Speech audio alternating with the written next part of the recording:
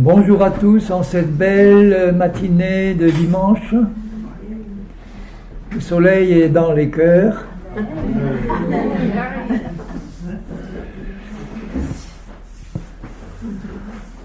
Alors, nous étudions ensemble l'autorité du chrétien.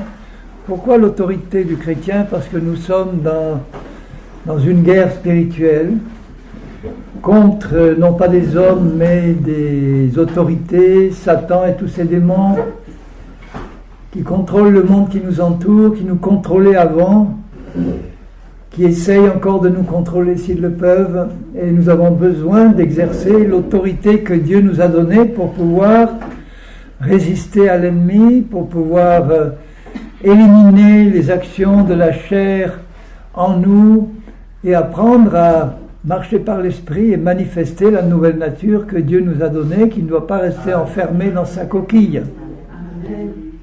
Et c'est vraiment un combat. Il faut aussi savoir de quelle manière il faut traiter la chair. C'est pas la même manière qu'on traite les démons. Les démons, on les chasse quand le Saint-Esprit nous montre qu'il y a un lien démoniaque, pas sur notre esprit qui est né de nouveau, mais sur notre âme ou notre corps. Et puis là, il faut intervenir en les chassant, en prononçant une parole directe contre eux et en ordonnant au nom de Jésus à ces esprits de se détacher des endroits où le Saint-Esprit nous a montré qu'il nous tenait encore. Et puis la chair, qui est une puissance de péché et de mort qui habite dans notre corps physique, on ne peut pas la chasser, parce qu'elle est fixée à notre corps physique jusqu'à ce que le Seigneur revienne ou jusqu'à notre mort. Mais on doit apprendre à la maîtriser pour l'empêcher de se manifester. On appelle ça crucifier la chair. En fait, elle ne disparaît pas, puisque la chair est un esprit lié à Satan qui est attaché à notre corps physique. Il fonctionne comme un démon. C'est comme si vous aviez un démon attaché à votre corps physique qui essaye de vous contrôler. Mais ce n'est pas un démon, ça fait partie de la famille de Satan. Si c'était un démon, on pourrait la chasser et notre corps serait libéré de l'emprise de cette puissance et il deviendrait immédiatement immortel, et ce n'est pas encore le moment. Ça se fera lorsque Jésus reviendra chercher son épouse. Juste avant de monter, il transformera ce corps en corps glorifié. Il arrachera de notre corps la puissance de péché qui se trouve collée là. Et du coup, toutes les racines charnelles qui pouvaient se trouver encore dans notre âme seront aussi ôtées et nous pourrons monter dans la perfection absolue de notre esprit, de notre âme et de notre corps. Mais en attendant, nous sommes dans un combat, une lutte pour apprendre à résister à l'ennemi et à maintenir la chair dans une position où elle ne peut pas contrôler notre âme et contrôler nos pensées, nos sentiments, nos émotions et notre volonté. Alors, Seigneur, tu m'aides à être aussi clair que possible. Je sais qu'il le fait. Et tu ouvres bien les intelligences pour que le message passe de la bonne manière. Je vais commencer par vous lire un petit passage dans l'évangile de Luc, au chapitre 9, et au verset 23 et suivant. Luc 9, 23.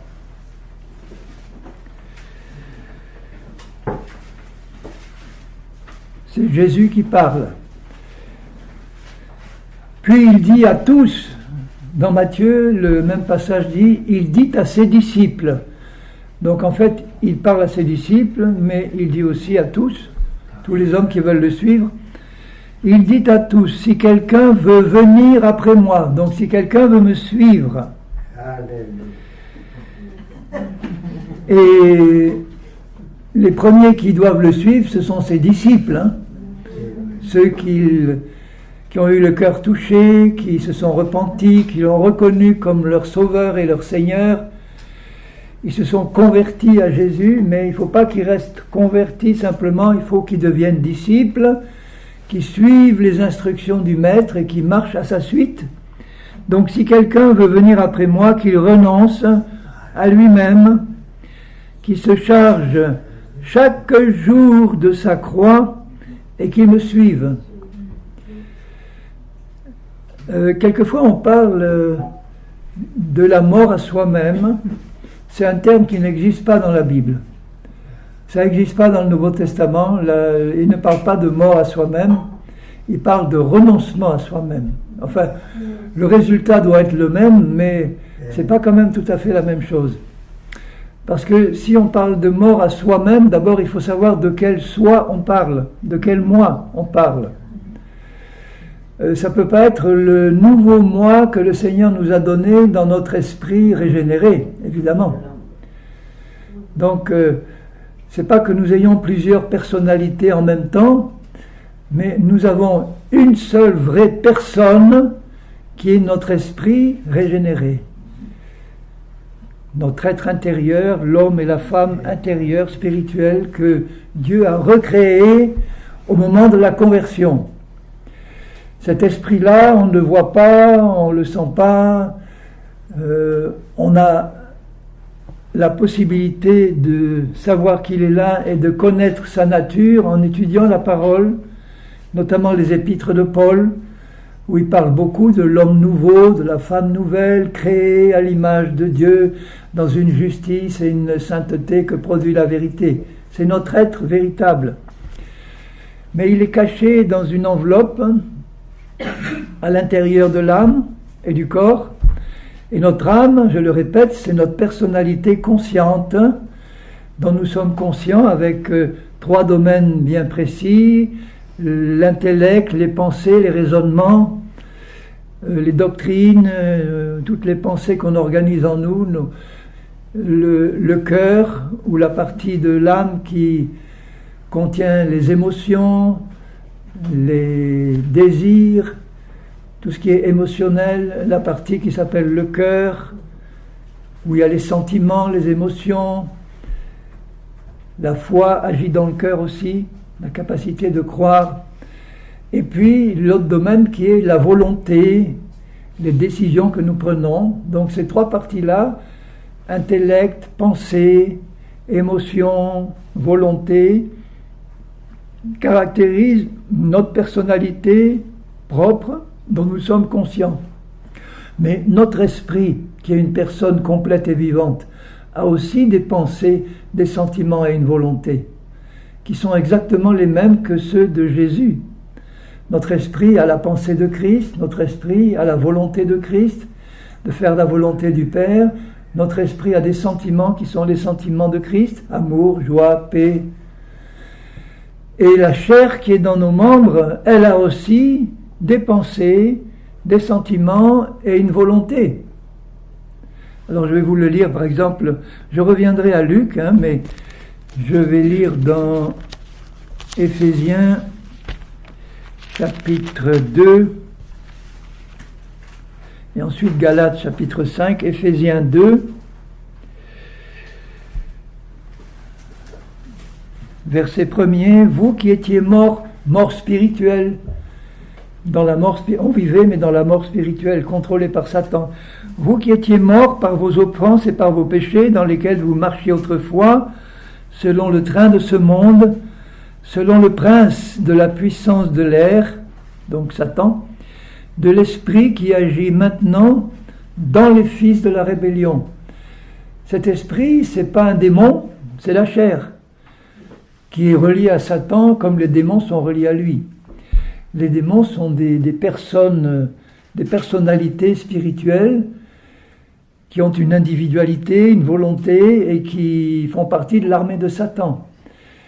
La chair qui habite dans nos membres, elle se comporte comme une personne, puisqu'il est dit là, nous aussi, nous étions de leur nombre et nous vivions autrefois selon les convoitises de notre chair. Elle a donc des convoitises, des désirs. Accomplissant les volontés de la chair, elle a une volonté ou des volontés qui sont celles de Satan, volonté impure, volonté de détruire, accomplissant les volontés de la chair et de nos pensées, sous-entendu de nos pensées charnelles. Quand on était païen, on n'avait pas des pensées spirituelles. Et ces pensées là sont les pensées de la chair aussi. Et nous n'étions par nature des enfants de colère comme les autres. Alors vous voyez, nous, quand je parle de notre personnalité humaine, on a des pensées, des désirs, des émotions et une volonté, mais ces trois éléments-là, pour nous chrétiens, sont influencés par deux sources opposées. L'esprit, notre esprit régénéré, dans lequel habite le Saint-Esprit.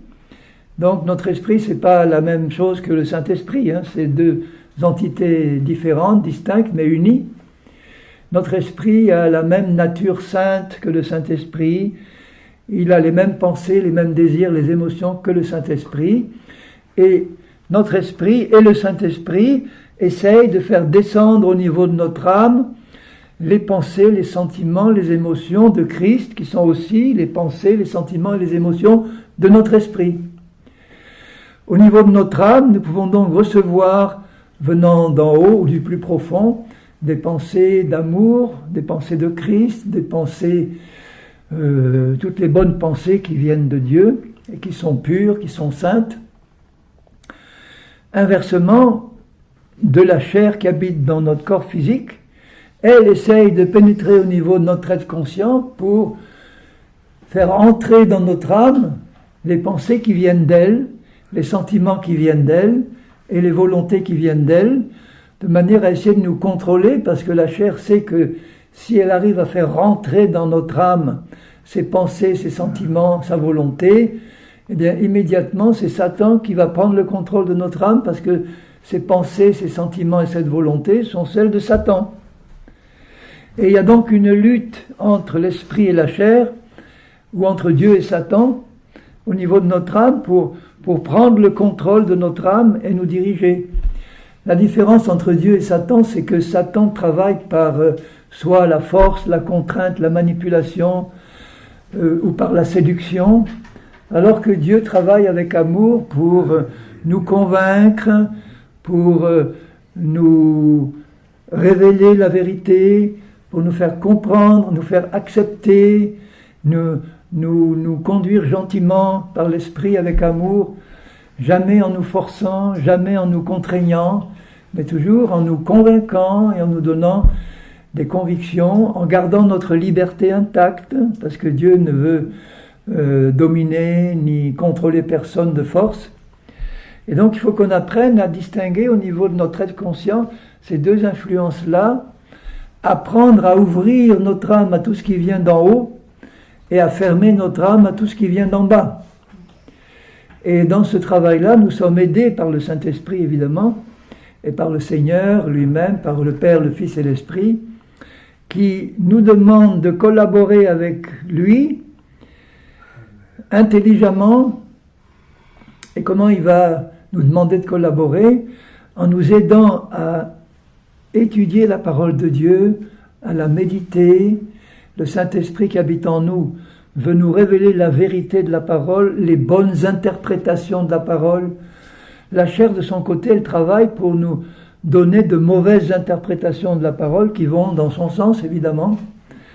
Alors que le Saint-Esprit veut nous révéler la vérité de la parole, de manière à ce que, au fur et à mesure que notre intelligence comprend ce que le Saint-Esprit nous révèle, nous puissions attacher notre foi à ce qui nous a révélé, et dès que nous avons attaché notre foi aux pensées, la parole de Dieu, c'est la pensée de Dieu mise par écrit. Donc une fois que nous avons compris la pensée de Dieu, la parole, et que nous avons cru à ce moment-là, cette pensée, cette parole descend dans une autre partie de notre âme, qui est notre cœur. Et là, dans notre cœur, elle se fixe, parce que notre cœur, c'est là où nous mettons les choses que nous aimons le plus. Notre trésor, c'est dans le cœur qui se trouve. C'est pour ça que Jésus dit, de l'abondance du cœur, la bouche parle. De l'abondance du cœur, nous agissons aussi. Parce que notre cœur contient tout ce que nous considérons comme vrai, juste, digne d'intérêt, digne d'être cru.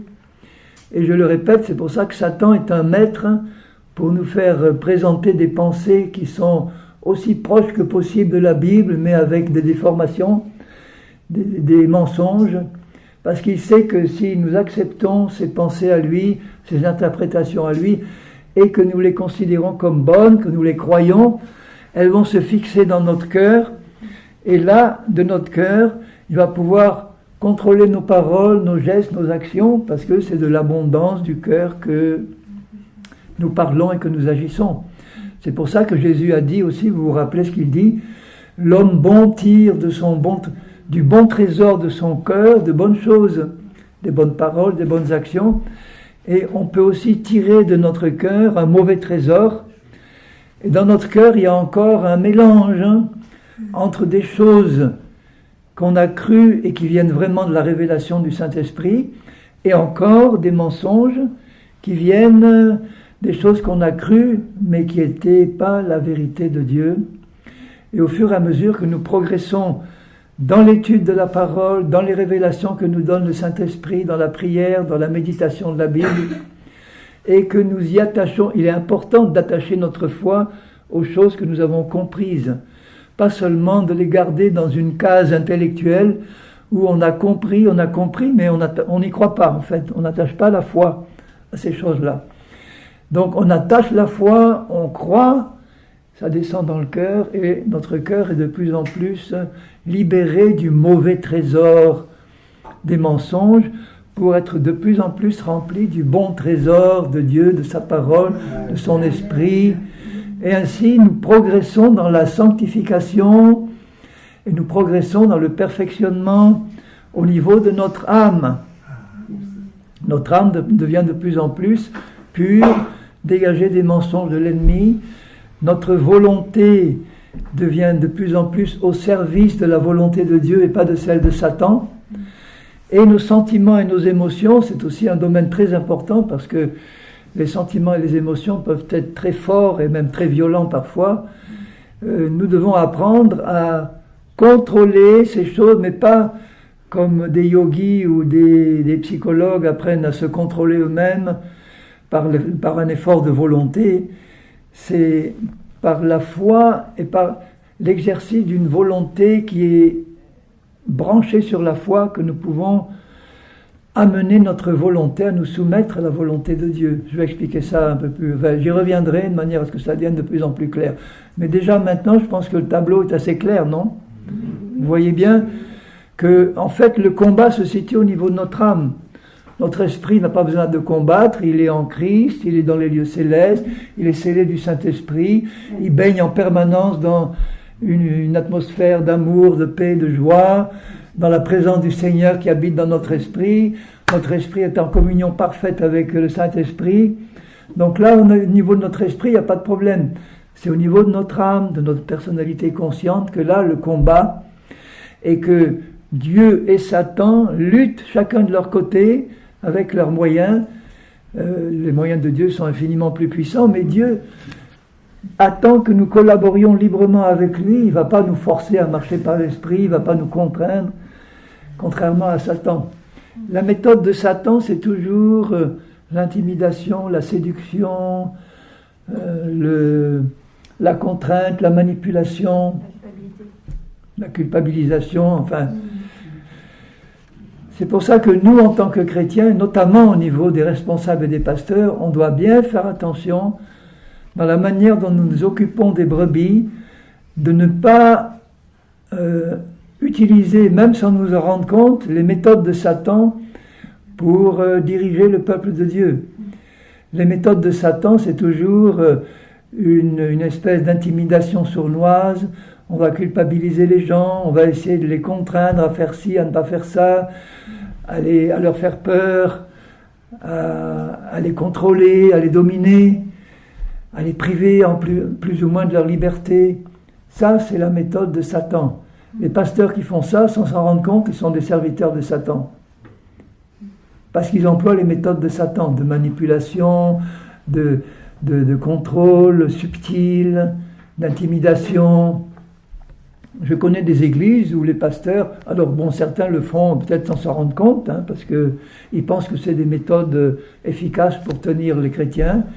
Ils les intimident, ils leur disent faites attention, ici nous avons vraiment une action du Saint-Esprit qui est puissante et je vous recommande de ne pas aller visiter d'autres endroits, d'autres églises, parce que là vous risquez de vous faire contaminer, vous risquez de vous perdre.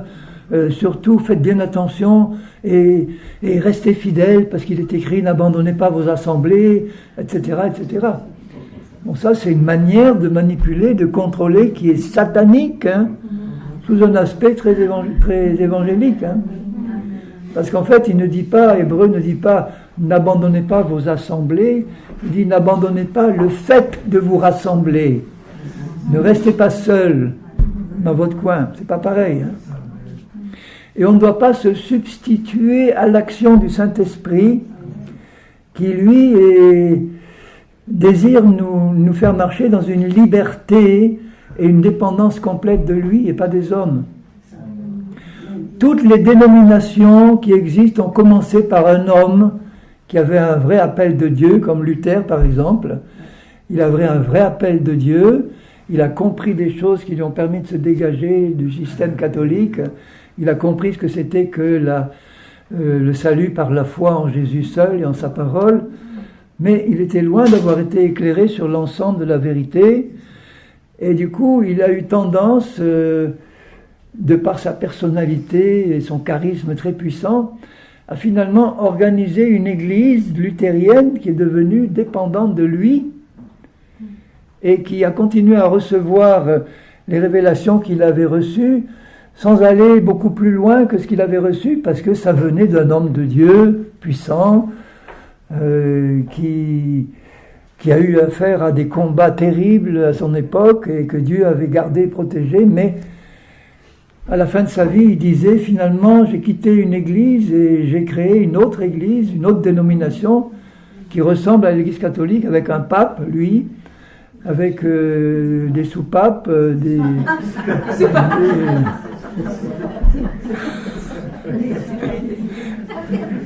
et un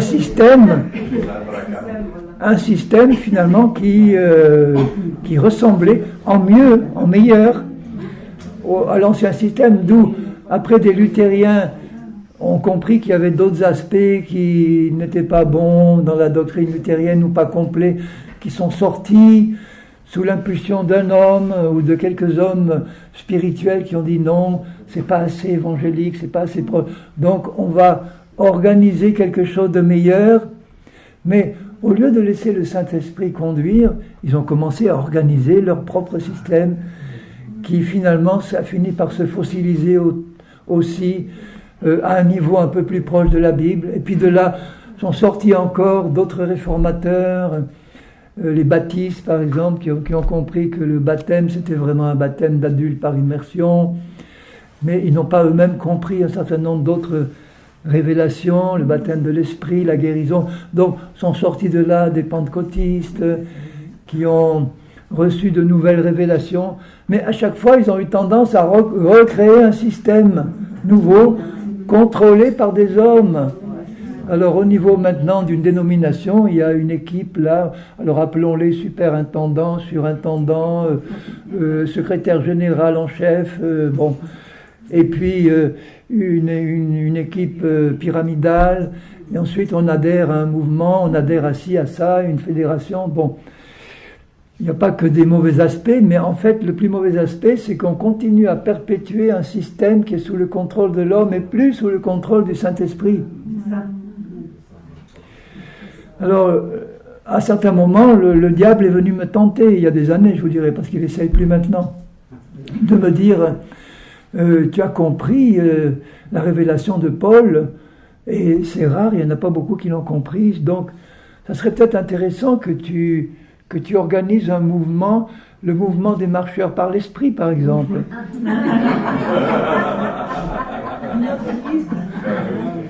Voilà, que tu organises des groupes qui vont dépendre de toi, que tu vas pouvoir enseigner, qui seront plus ou moins reliés à toi, et que tu vas, bon, avec une bonne intention, enseigner, former,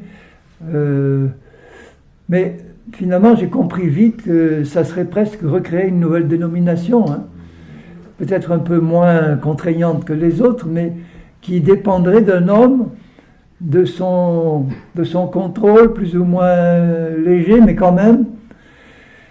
Et donc il faut vraiment veiller à marcher dans la liberté de l'esprit, parce que là où est l'esprit, là est la liberté. Amen. Donc quand je rencontre des chrétiens qui sont un peu isolés, je leur dis toujours, écoutez, restez pas isolés, faites un peu priez Dieu qui vous dirige vers des chrétiens fidèles, qui peuvent se trouver dans des églises classiques ou autres, ou dans la nature. Priez le Seigneur que par le Saint-Esprit, il vous mette lui-même en relation. Priez Dieu qui vous mette en relation avec des chrétiens qui habitent pas loin de chez vous, que vous ne soyez pas obligé de faire 100 km pour les voir, ou de fonctionner uniquement par Internet pour rester en relation. Priez Dieu, selon le modèle biblique, qui étaient des églises de localité ou de quartier. Antioche, par exemple, qui était la 3e ville de l'Empire romain, après Rome et Alexandrie, Antioche, mettons qu'il y ait 500 000 habitants à l'époque, on estime qu'il y avait à peu près entre 50 et 80 000 chrétiens. Au temps où Paul et d'autres étaient les conducteurs de cette église. Bon, ils n'ont pas eu l'idée de construire une méga church de 50 000 places. Hein. C'était tous des petits groupes de maisons répartis dans la ville. Alors mettons 50 000 personnes réparties en peut-être 1000 groupes de 50 ou 2000 groupes de 25, je ne sais pas. Ce que pouvait contenir une maison, ça variait selon les maisons, mais ça dépassait sûrement pas la cinquantaine. Hein. Vous voyez un groupe comme ça, mettons qu'on rajoute une dizaine de chaises, voilà, ça fait un groupe de maisons un peu étoffé. On peut vivre une vie d'église, d'échange, dans un cadre comme ça, restreint. Mais il savait que dans la même ville, il y avait 50 000 autres chrétiens qui étaient là, qui faisaient partie du même troupeau. Et donc quand ils rencontraient les voisins de leur quartier à côté, puisqu'ils se réunissaient au sein de la ville entre chrétiens du même quartier, pas par préférence en disant, bon, moi ici dans ma maison, je vais accepter celui qui est de l'autre côté de la ville d'Antioche parce qu'on s'entend mieux. Alors on va faire le tri un peu. Les voisins qui sont à côté, eux, ils ne sont pas très fréquentables, ils sont chrétiens, mais enfin bon. Donc on va réunir un groupe en fonction de ce que nous on veut. Et puis les autres, ils ont dit, bon, ceux-là, ils sont assez exclusifs, bon, on va se réunir, bon, et puis ça commence à faire la pagaille. Paul leur apprenait à dire, mais on ne choisit pas les membres de sa famille. Vous avez des chrétiens qui sont autour de vous dans votre quartier, réunissez-vous avec eux et apprenez à vous supporter, à vivre une vie de famille, parce que dans une famille, eh bien, on doit apprendre à se supporter tel qu'on est. On ne choisit pas les membres de sa famille, ils sont là, on les prend tels qu'ils sont. Donc c'était ça la mentalité qui se rapproche le plus de la pensée de Christ, et on laisse le Saint-Esprit diriger les choses. À l'intérieur d'un groupe comme celui-ci, de maison, il y avait des hommes et des femmes qui avaient un ministère particulier, qui mettaient à profit pour les autres, hommes et femmes. Mais au niveau de la ville d'Antioche, il y avait juste un petit groupe d'anciens, de dirigeants, de conducteurs, qu'on appelle anciens ou évêques ou épiscopes, qui étaient reconnus par l'ensemble des 50 000 comme étant les conducteurs de l'ensemble de l'église d'Antioche. Ils étaient, je ne sais pas, entre 5 et 10, je n'ai pas le nombre exact, il y avait Paul et d'autres. Eux-mêmes faisaient partie d'un des groupes de maison, et ils pouvaient eux-mêmes circuler ou faire profiter les autres de leur ministère, ou bien, de temps en temps, en louant l'amphithéâtre romain du coin, réunir 10, 20 000 ou l'ensemble de l'église pour écouter Paul quand il revenait d'un voyage et qu'il avait un compte-rendu à donner, ou bien un certain jour faire une réunion de louanges de 50 000 personnes, bon ça peut se faire, hein, mais c'était pas ça la base de l'église quotidienne.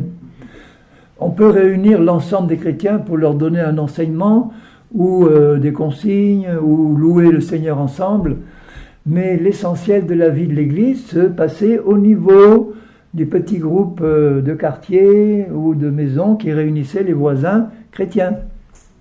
Ça, c'est le modèle biblique. Et au niveau de chaque groupe, il n'y avait pas un pasteur ou un dirigeant. C'était au niveau de l'église, de la localité qu'il y avait les dirigeants. Au niveau du groupe, de maison, chacun avait le ministère que Dieu lui avait donné, il partageait et il s'arrangeait pour être d'accord sur toutes les décisions importantes à prendre. Et ceux qui avaient un ministère plus affermi étaient les modèles où, non pas les conducteurs au niveau de l'ensemble de l'Église, mais étaient ceux qui donnaient la direction, qui aidaient les autres à reconnaître leur ministère et qui faisaient avancer le troupeau, mais qui pouvaient aussi recevoir des autres ce qu'eux-mêmes n'avaient pas. Donc il n'y avait pas la mentalité au niveau d'un petit groupe de maison, il me faut un chef, il me faut un dirigeant. Non, il fallait travailler ensemble, il fallait reconnaître le ministère de chacun, parce que la Bible nous dit que nous sommes tous un membre du corps, et qu'on a tous un ministère, homme, femme. Il y en a, l'un aura à cœur d'aller évangéliser les païens qui restent dans la ville d'Antioche, donc ils pensent, ou une, parce que les femmes sont évangélistes aussi, hein. Donc ça c'est leur cœur, ils ont envie de gagner des âmes, alors que l'autre a envie plutôt de s'occuper des brebis, il a un cœur de berger ou de bergère. J'emploie pas le mot de pasteur, puisque le mot de pasteur aujourd'hui est dévoyé de son sens biblique. Aujourd'hui, pasteur, c'est le conducteur, quelquefois unique, d'une assemblée. Alors que bibliquement, le pasteur, c'est le berger, quelqu'un qui a eu un ministère de berger pour s'occuper des brebis, aller visiter les malades, aller encourager celles qui est découragée, aller ramener celles qui s'égarent. Ça, c'est pas un travail d'évangéliste, c'est un travail de berger. Un autre a reçu un ministère de prophète ou de prophétesse, reçoit des révélations de Dieu, qui sont conformes à la parole, peut apporter des paroles de prophétie, etc. Donc vous voyez, un autre peut avoir un ministère d'enseignement, de partage de la parole. Alors là vient le grand problème de l'enseignement par les femmes. Paul dit, je ne permets pas à la femme d'enseigner, mais il vient de dire juste avant, je ne permets pas que la femme écoute l'instruction en silence. La femme n'est pas amenée à donner des instructions à des hommes. Elle peut être amenée à partager ce qu'elle connaît de la parole de Dieu à des hommes qui sont ignorants de ce qu'elles connaissent, elles. Est-ce que vous pensez qu'une femme peut avoir une très bonne ou parfaite connaissance de la Bible? Vous pensez que c'est possible? Oui. Évidemment. Il y en a même qui connaissent la Bible bien mieux que des hommes. Hein. Donc, sachant qu'une femme connaît la Bible, parce qu'elle l'a méditée, parce qu'elle est spirituelle, parce qu'elle la connaît, est-ce que vous pensez qu'elle n'a pas le droit de la partager à des hommes autour d'elle qui la connaîtraient moins bien?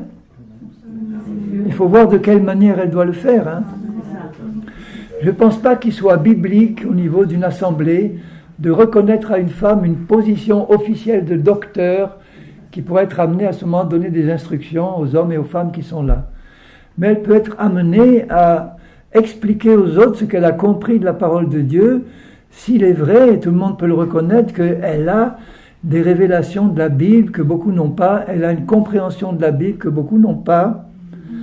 Alors imaginez que cette femme-là soit mariée à un mari qui est plus ignare, qui ne connaît pas bien la Bible, qui est plus jeune converti qu'elle, elle connaît bien la parole de Dieu.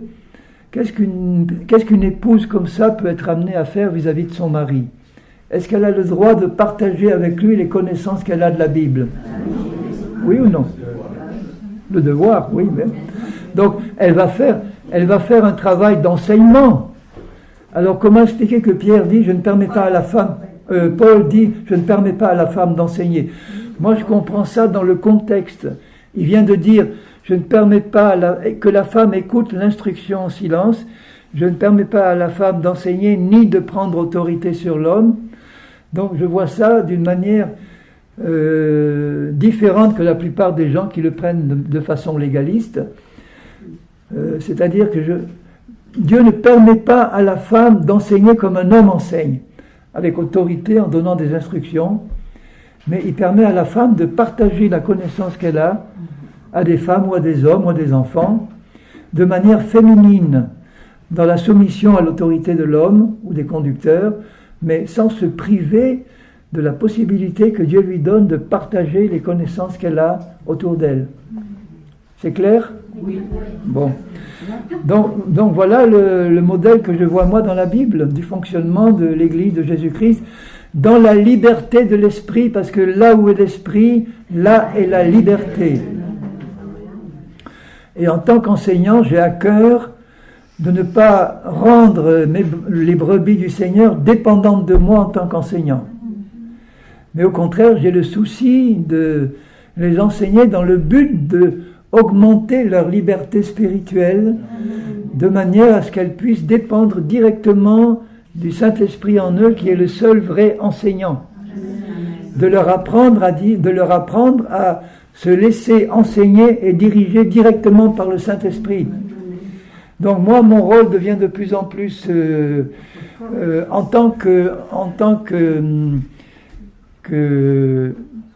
comment on dit, outil disponible en cas de besoin pour répondre à des demandes. Dire, bon, un groupe peut me dire, écoute, on aimerait bien que tu passes nous enseigner quelque chose parce que nous, on décide que ça peut nous être utile. Et à ce moment-là, j'interviens en cas de ressources disponibles. C'est pour ça que sur mon blog, je laisse tous les enseignements que je donne à la disposition de tous ceux qui veulent puiser dedans pour s'en servir dans leur assemblée, dans leur groupe, de manière libre, sans que moi je sois considéré comme le conducteur de ce groupe-là, de ce troupeau-là. Je suis là en disponibilité pour leur donner ce qu'ils désirent recevoir, mais en les encourageant à développer leur relation personnelle avec Jésus, qui est le seul maître de son Église, et le Saint-Esprit, qui est le seul enseignant de son Église. Tous les autres ministères sont des dons de Dieu, qu'ils soient pasteurs, qu'ils soient bergers, qu'ils soient... le seul ministère qui est interdit aux femmes, c'est celui de dirigeant d'une église locale. Parce que c'est une position d'autorité, où là on exerce une autorité sur les hommes et les femmes, une action de discipline, dans l'esprit. Donc la position ou le ministère de conducteur d'église, appelé le pasteur en termes modernes, mais le terme biblique c'est ancien. Il n'y a jamais un ancien qui dirige une église locale, c'est toujours un groupe d'anciens. L'église locale, c'est l'ensemble des chrétiens qui habitent dans la localité. En gros, c'est ça. C'est pas celui qui dirige un petit groupe. Si on voulait vraiment que les choses reviennent au modèle biblique, il faudrait tout casser de ce qui existe actuellement. Les dénominations, les barrières artificielles entre chrétiens. Il faudrait que tous les chrétiens d'une même localité réalisent qu'ils sont membres d'un seul troupeau, rompent tout lien avec toute dénomination, se réunissent en groupe informel. Alors soit un seul groupe, c'est un petit village où il n'y a que 30 convertis, soit en plusieurs groupes distincts et autonomes, tous autonomes, dans la même localité. Si c'est Lausanne, il peut y avoir 150 groupes qui existent, mais n'essayez pas de les réunir de force entre eux dans une structure. Laissez-les libres, autonomes, et laissez le Saint-Esprit agir pour qu'il puisse faire ce qu'il veut, lui. Et qu'il y ait au niveau de Lausanne ou de la localité un groupe d'hommes que Dieu a appelés là pour être les conducteurs, 2 ou 3 ou 4, de l'ensemble de l'Église locale, que tout le monde reconnaît comme étant appelé par Dieu à conduire cette Église. C'est-à-dire à voir si tout le monde se passe. Donc eux, ils ont la mission de surveiller ou même de recevoir des informations de la part de divers groupes de maisons ou locaux. Pour moi, maison ou petit bâtiment, pour moi, c'est pareil. Je suis pas accro aux maisons. C'est pour eux qu'il y a un petit bâtiment où on peut se réunir, ou un local qu'on loue, ou un local où on peut se réunir régulièrement. Donc que l'ensemble des groupes sachent que Dieu a appelé au niveau de cette localité 3-4 hommes qui sont les conducteurs. Donc on peut avoir recours à eux On va essayer de régler les problèmes au niveau du groupe de maison, local où nous sommes, mais si on a un besoin, on va faire référence à eux pour leur demander d'intervenir, ou leur demander d'intervenir pour répondre à des questions ou donner un enseignement entre un ou deux ou trois ou quatre groupes qui se réuniraient, etc., à l'initiative de chacun. Mais on sait qu'il y a là un groupe d'hommes qui sont les surveillants, les bergers du troupeau, les conducteurs, qui peuvent exercer la discipline en cas de besoin, en excluant quelqu'un ou enfin bref, une action de conducteur, de discipline. Et là, ça marcherait comme le Seigneur le veut, sous la conduite de l'Esprit. Mais est-ce que c'est possible actuellement de faire ça? Non, c'est pas possible. Mais ce qui est possible, c'est que les chrétiens de toutes les dénominations, ou les chrétiens où qu'ils soient, réalisent quel est le modèle biblique, et même si l'un ou l'autre appartient à une dénomination, que dans son cœur, il s'en libère. Et ils disent, le Seigneur m'a permis d'être là pour un temps, pour recevoir ou apporter quelque chose autour de moi, de ceux qui sont là, mais je ne me laisserai pas mettre sous un joug. Et si je vois ou je sens que le Saint-Esprit me dit, maintenant ton action est bloquée là, tu n'as plus rien à apporter ou à recevoir, eh bien moi je te conduis ailleurs. Et le Saint-Esprit le conduira dans un autre groupe où il pourra apporter son ministère pendant un temps peut-être, parce que bon, les choses peuvent évoluer. Et on doit se laisser conduire chacun par le Saint-Esprit. Ça, c'est quelque chose que les dénominations n'aiment pas entendre. Ce type de direction de l'Église, ça va pas. Ça va pas parce que il n'y a pas le contrôle hiérarchique et pyramidal qui résulte en fait de la peur de laisser les choses aux mains du Saint-Esprit. On pense que c'est trop sérieux pour que le Saint-Esprit s'en occupe, et il faut quand même s'en occuper nous-mêmes. Est-ce qu'il est capable même, le Saint-Esprit? Ben, il n'y a que lui. Il n'y a que lui qui en est capable. Alors, ceci, je reviens au début de mon... Ceci ne devient de plus en plus possible que si chaque membre de l'Église devient de moins en moins charnel et de plus en plus spirituel. Amen. Parce que, je le disais, si vous mettez ensemble un peu de force, 10 chrétiens charnels, ça va être la pagaille et le désordre, et bon, ils vont se disputer, un va vouloir être le chef, l'autre... bon, enfin, les œuvres de la chair vont se manifester là, et ça ne sera pas beau à voir. Non. Il va y avoir des disputes, des divisions. Donc, il est très important que tous ceux qui ont un ministère quelconque dans l'Église, et comme nous l'avons tous, on doit penser que c'est aussi notre préoccupation à chacun de nous, mais en particulier des ministères, apôtres, prophètes, évangélistes, pasteurs, docteurs, qu'ils aient le souci unique, premier et unique, de perfectionner les saints. Amen. Je le lis dans Éphésiens 4. Éphésiens 4, verset 11. Éphésiens 4, 11. Dieu, a donné les uns comme apôtres, les autres comme prophètes, les autres comme évangélistes. Apôtre, en passant, c'est le terme ancien pour missionnaire. Apôtre, ça veut dire envoyé. Missionnaire, c'est celui qui est envoyé dans un endroit où il va faire son travail, soit d'évangélisation, soit de formation, etc. Donc tous ceux qui sont envoyés aujourd'hui, hors de leur église locale, par Dieu, dans un autre endroit pour accomplir un ministère, ce sont des apôtres. Il y a des petits apôtres, des grands apôtres comme Paul. Et vous savez que les 3/4 des missionnaires aujourd'hui dans le monde sont des femmes. Donc les 3/4 des apôtres sont des femmes aujourd'hui. Oh, est-ce qu'une femme peut être un apôtre? Mais oui, une femme peut être envoyée par Dieu pour exercer son ministère ailleurs. Il a donné les uns comme apôtres, les autres comme prophètes, les autres comme évangélistes, les autres comme pasteurs et docteurs, pour le perfectionnement des saints. Point. Même l'évangéliste. Un évangéliste, il amène des âmes au Seigneur, mais il doit collaborer avec les autres ministères pas pour laisser les âmes qu'il a gagnées au Seigneur dans la nature. Il doit leur dire, il ne faut pas que tu restes seul, il faut que tu ailles dans un groupe où il y aura d'autres ministères que moi qui vont prendre soin de toi pour t'enseigner, pour t'éduquer dans la foi et que tu puisses te perfectionner. Le but, c'est, en vue de l'œuvre du ministère et de l'édification du corps de Christ, en vue de l'œuvre du ministère de chacun dans le corps de Christ. Les 5 ministères, ils sont là pour amener des âmes au Seigneur, les perfectionner pour que chacun puisse exercer son ministère dans l'esprit et pas de manière carnale. Dicen los españoles.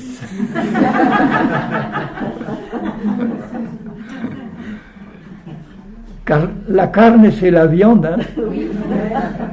La chair, c'est la viande.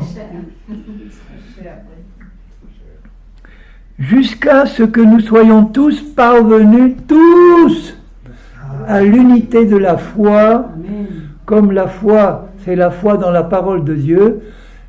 L'unité de la foi, c'est que tout le monde est d'accord sur toutes les doctrines de la Bible, parce que c'est le Saint-Esprit qui nous a tous convaincus. Ça, c'est beau comme but, hein? Et l'unité de la connaissance du Fils de Dieu. Ça veut dire que les uns les autres, on a un niveau de connaissance du Fils de Dieu qui n'est pas le même. Il y en a qui ont une plus grande connaissance du Fils de Dieu dans un certain domaine, dans d'autres. Et on a besoin de partager la connaissance qu'on a du Fils de Dieu entre nous, de manière à ce que chacun puisse profiter de ce que les autres ont et que ensemble on grandisse. Si par exemple 10 chrétiens ont 10 connaissances de Jésus qui sont toutes partielles et différentes, s'ils mettent tout ensemble, tout le monde va avoir du coup l'ensemble de la connaissance de tous les autres en même temps. Et ça va faire grandir tout le monde. Alors il faut partager ça. Et qu'on arrive à l'état d'homme fait, parfait, ou de femme aussi, parce que là c'est l'être humain, hein. D'homme et de femme parfait. Parfait au niveau de plus en plus parfait au niveau de l'âme, de la connaissance, des pensées, des sentiments, des émotions. C'est de plus en plus proche de l'esprit que nous avons dedans, à la mesure de la stature parfaite de Christ, afin que nous ne soyons plus des enfants. Paul dit aux Corinthiens, vous êtes des enfants, vous êtes des bébés, vous êtes des charnels. Un enfant en Christ, il est très charnel, hein. Un petit bébé, il est complètement charnel. C'est mignon comme tout, un petit bébé, mais qu'est-ce que c'est charnel? Enfin, je veux dire, un petit enfant. C'est mignon comme tout, un jeune chrétien plein de feu, mais alors, qu'est-ce qu'il est charnel? Donc c'est pas normal qu'on reste bébé toute la vie, hein. C'est pas normal qu'un chrétien, après 40 ans de conversion, il est encore à l'état de bébé. Là, il y a manifestement un gros problème. Parce qu'il n'a pas été instruit, enseigné, ou que, bon, pour toutes sortes de raisons. C'est afin que nous ne soyons plus des enfants flottants, emportés à tout vent de doctrine. Il y en a un qui arrive, bon, on écoute ce qu'il dit, un autre qui arrive après, tiens, c'est intéressant, un autre. Voilà, on flotte en haut, en bas. On n'est pas établi dans la doctrine de la vérité, de la parole de Dieu. C'est normal au début, mais c'est pas normal il faut progresser. Mais que, alors, flottant en tout vent de doctrine par la tromperie des hommes qui sont contrôlés par Satan, le trompeur. Attention, il y a des avertissements dans la parole de Dieu qui nous dit « Faites attention à ceux qui sont au milieu de vous pour vous instruire, vous enseigner, vous diriger, vous conduire. Soyez prudents. » D'ailleurs, que ce soit les dirigeants ou n'importe quel chrétien, soyons prudents parce que l'ennemi tente d'infiltrer l'Église par ses serviteurs pour la détruire de l'intérieur. Ici, on entend très bien, je parle de serviteurs conscients, hein, de satanistes. Le but de tous les satanistes, Satan, il a la stratégie suivante. Il va essayer de détruire l'Église, évidemment, par des accidents, des morts prématurées, mais c'est pas ça qui l'intéresse le plus. Ce qui l'intéresse le plus, c'est d'infiltrer l'Église pour en prendre la direction. Et alors là, il fait ce qu'il veut. Ça veut dire qu'il va être capable d'envoyer des satanistes qui ont une onction entre guillemets satanique assez forte pour simuler comme leur maître, et il sait très bien se déguiser en ange de lumière. Donc vous avez des satanistes qui peuvent arriver dans une assemblée, écouter un message d'évangélisation, et puis à la fin ils se mettent à pleurer en disant « Oh, je suis pécheur, oh, je me repens, oh, je reçois Jésus comme mon Seigneur ». Ils diront ça, mais c'est tout mensonge, hein. Oh, et puis ensuite, ah, ça y est, ils se mettent à louer Dieu, à parler en langue, pour tromper tout le monde. Et ceux qui n'ont pas le discernement de l'esprit pour voir ce qui se passe, ils se font avoir. Parce que c'est tellement bien imité. Ensuite, ils se joignent au groupe, ils sont fidèles, ils viennent à toutes les réunions. Souvent, ce sont des gens qui ont les moyens, donc ils versent de l'argent, ils payent, et là, ils sont respectés parce qu'ils ont souvent des positions dans le monde, avocats, magistrats, etc. Et du coup, on les et bon, ça ne veut pas dire que tous les avocats, les magistrats sont des satanistes, hein. Mais souvent, Satan recrute dans ces milieux parce que plus la position sociale est haute, plus il peut exercer une influence mauvaise. Dans une des villes où j'habitais dans le temps, où je m'occupais d'une sataniste qui s'était convertie, qui avait une position élevée au niveau français, qui était maîtresse d'un membre du gouvernement de l'époque, enfin bref, et qui finalement j'avais réussi à découvrir d'après son témoignage que j'avais recoupé et confirmé, parce qu'elle était vraiment convertie, que dans la ville où nous habitions, comme dans toutes les grandes villes, et si possible dans les petites, mais ils préfèrent les grandes parce que c'est plus... il y a des assemblées de satanistes qui se réunissent, des églises, enfin des assemblées de satanistes. Et dans la sienne, il y avait une trentaine de membres, et tous, sauf un chauffeur de bus, tous étaient avocats, médecins, psychologues, personnalités influentes, politiciens, et ils étaient tous satanistes conscients. Et la moitié étaient médecins et psychologues. La moitié. Alors je lui ai demandé, mais pourquoi il y a tant dans votre groupe de médecins et de psychologues? Parce que c'est là qu'on peut faire le plus de mal sans être repéré. Un médecin sataniste, il peut tuer quelqu'un dans un hôpital sans se faire remarquer. C'est très facile pour lui, hein. Personne n'y voit rien. Très facile. Alors, ceci dit, c'est pas la moitié des médecins qui sont des satanistes, hein, vous comprenez. Mais il y en a. Parce que c'est le but de Satan, il faut savoir quelle est sa stratégie. Il s'infiltre pour détruire et pour séduire. Donc il peut s'infiltrer dans une église et il va essayer de grandir dans la position à l'intérieur de l'église. Il va essayer, s'il peut, de se faire nommer ancien. Donc un sataniste est prêt à se faire inscrire dans une école biblique, aller passer 5 ans, avoir un diplôme de pasteur, et là, il a une porte d'entrée. Ensuite, il va essayer de manœuvrer pour aller au niveau du siège régional, et s'il peut, au niveau du siège national de la dénomination. C'est comme ça que ça se passe. Et pourquoi ils peuvent le faire sans être repérés? Parce qu'il n'y a pas le discernement de l'esprit, parce que les chrétiens sont charnels, et que surtout, il ne faut pas les former pour être spirituels. Alors ces pasteurs-là, ils vont faire des belles prédications sur l'amour, sur la nécessité de ne pas juger les autres, évidemment, ça les arrange, on ne les juge pas. Sur qu'il faut être comme un bon samaritain, ils vont faire des actions sociales, pas de problème, mais affirmer que Satan a été vaincu à la croix et que le sang de Jésus nous libère, ça, ils n'aiment pas trop prêcher ça. Hein. J'étais en contact avec un responsable d'une église Assemblée de Dieu du Nigeria. Je préfère dire que c'est du Nigeria pour pas choquer d'autres. Mais en France, c'est pareil. Hein. Toutes les dénominations, sans exception, sont infiltrées. Toutes. Plus ou moins, à certains niveaux ou d'autres.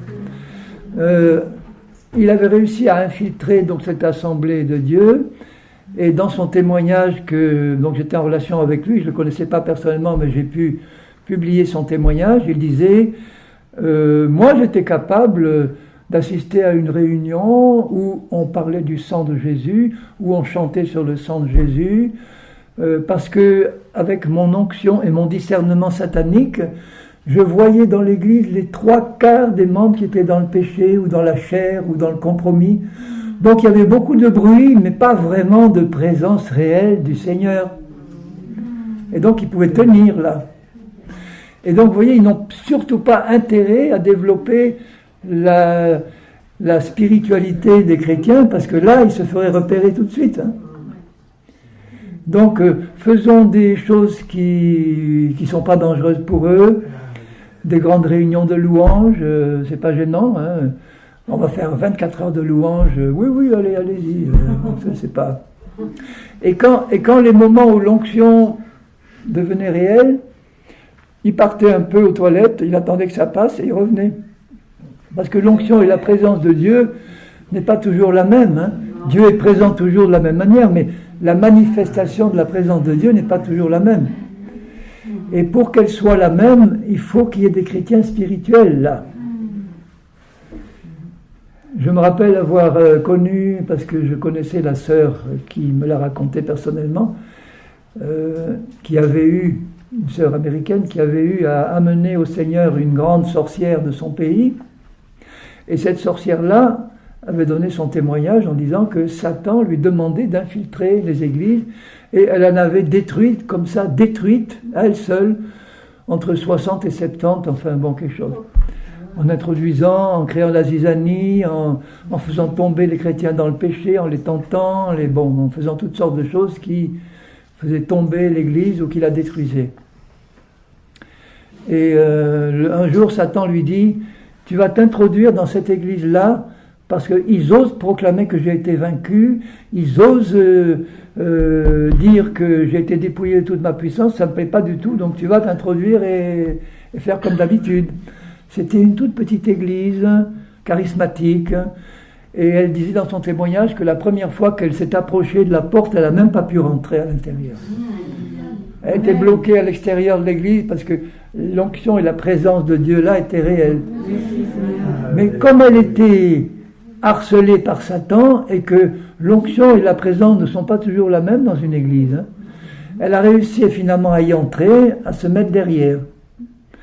Et puis là, comme c'était une église charismatique, elle a commencé à parler en langue pour leur montrer qu'elle aussi était charismatique. Et le jeune pasteur qui était là, l'a vu, il avait le discernement, il est descendu et il lui a dit « Madame, je ne vous permets pas d'exercer les dons spirituels ici, on ne vous connaît pas. Mais vous pouvez rester tant que vous voulez, écouter la parole de Dieu, vous pouvez rester tant que vous voulez. » Donc elle était coincée. D'un côté, Satan qui lui disait « Tu restes pour essayer de détruire », et le pasteur qui avait le discernement, il a tout de suite reçu du Seigneur que c'était une sataniste, mais il ne l'a pas mise dehors. Il a réuni une petite équipe, ils ont prié et jeûné pour elle, et au bout d'un an, elle s'est convertie.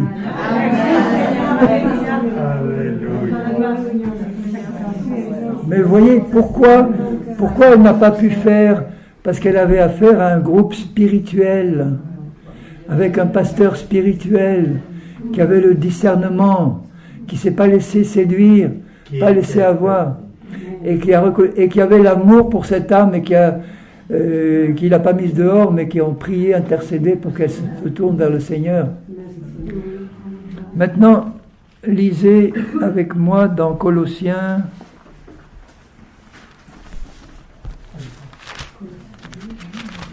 Épître aux Colossiens, chapitre 2, verset 4, Colossiens 2, 4. Je dis cela afin que personne ne vous trompe par des discours séduisants. Alors que ce soit des satanistes ou que ce soit des chrétiens véritables, mais qui sont eux-mêmes trompés par des fausses doctrines, que personne ne vous trompe par des discours séduisants. Et au verset 8, il dit, prenez garde que personne ne fasse de vous sa proie.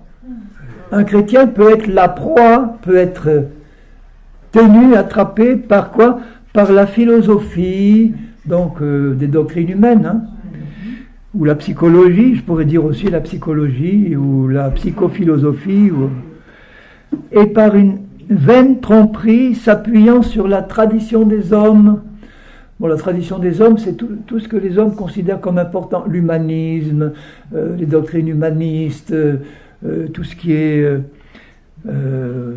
propre à l'intellect humain et au cœur humain non régénéré.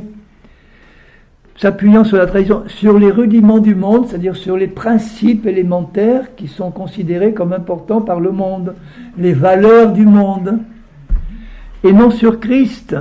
Vous voyez les mises en garde. Faites attention. Et comment, moi, je vais pouvoir, chrétien de base, comment je vais pouvoir faire attention à ne pas me laisser tromper? En augmentant ma connaissance de la vérité pour que je sois capable de reconnaître l'erreur quand elle vient. Amen. Sinon, je vais me laisser avoir comme un bleu ou une bleue. C'est important de dépendre de plus en plus personnellement de Dieu pour pouvoir discerner ce qui se passe et ne plus rester comme des chrétiens passifs sur leur chaise à écouter celui qui parle comme vous en ce moment. Mais là, c'est pas parce qu'on fait partie de la vie d'église ordinaire, c'est parce que vous êtes venu écouter un enseignement, hein. Et après vous allez pouvoir en tirer profit pour l'utiliser dans votre vie personnelle.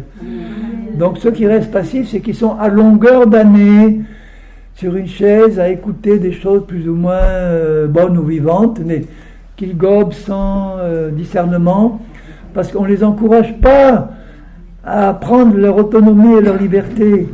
Tout ce qu'on leur dit, c'est venez régulièrement en réunion, payez votre dîme, soyez fidèles, écoutez et obéissez. Ben là, on fait une équipe de moutons et pas une équipe de brebis.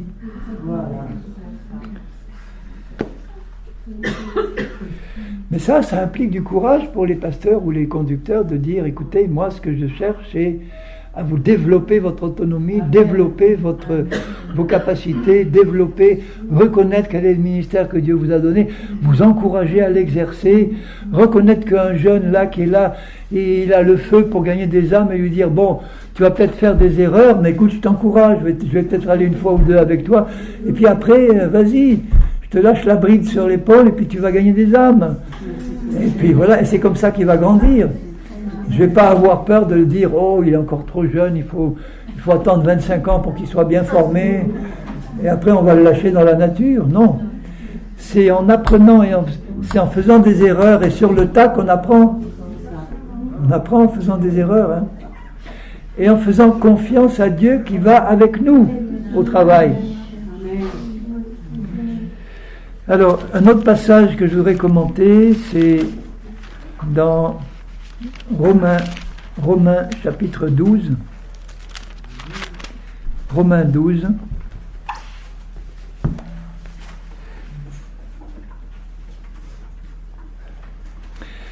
Au verset 1er, je vous exhorte donc, frères, par les compassions de Dieu, donc il les supplie, à offrir vos corps comme un sacrifice vivant, saint, agréable à Dieu, ce qui sera de votre part un culte raisonnable. 1. Il nous demande d'offrir nos corps comme un sacrifice vivant. C'est un peu bizarre comme expression, parce que normalement, quand ils offraient quelque chose en sacrifice, un animal, c'était pour le tuer et il n'était plus vivant, il était mort. Alors il nous demande d'offrir nos corps à Dieu comme un sacrifice vivant.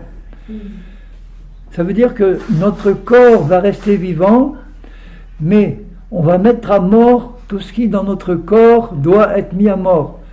Les œuvres de la chair, la manifestation de la chair qui est dans mon corps physique, je dois apprendre à la crucifier ou à la mettre de côté pour que mon corps ne soit plus un instrument entre les mains de cette puissance de péché là qui s'appelle la chair.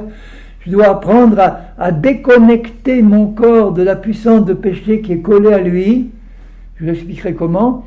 Pour reconnecter mon corps à la puissance de l'esprit, pour que mon corps soit un instrument de l'esprit de Dieu.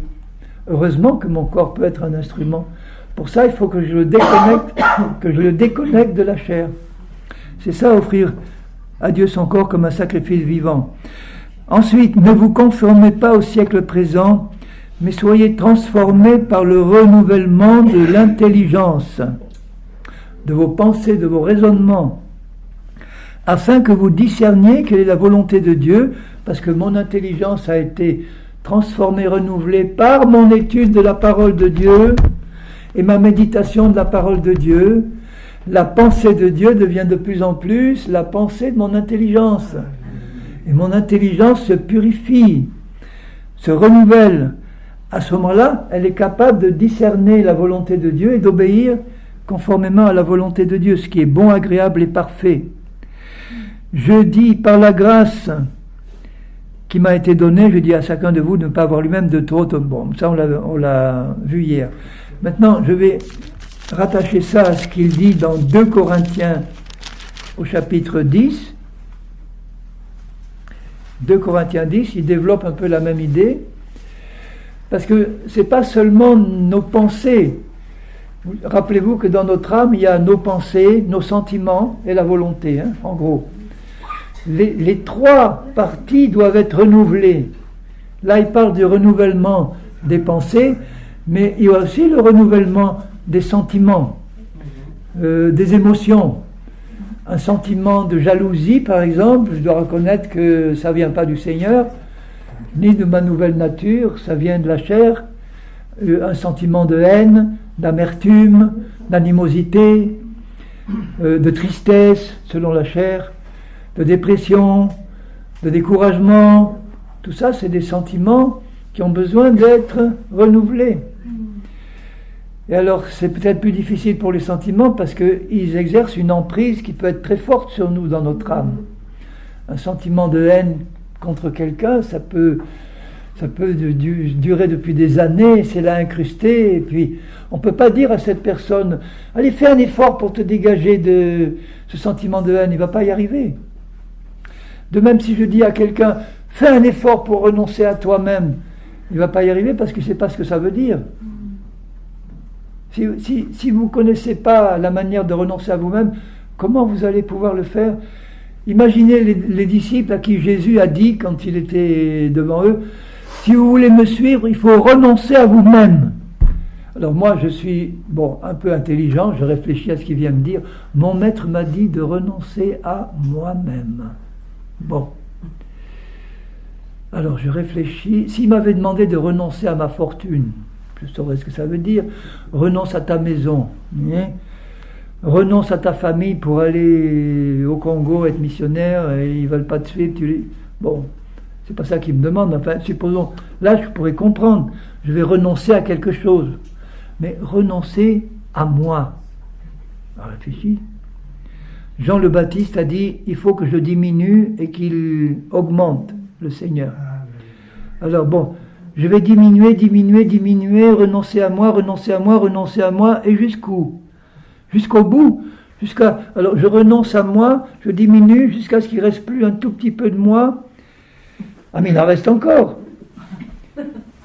Finalement, je vais renoncer à moi jusqu'à ce que je disparaisse complètement.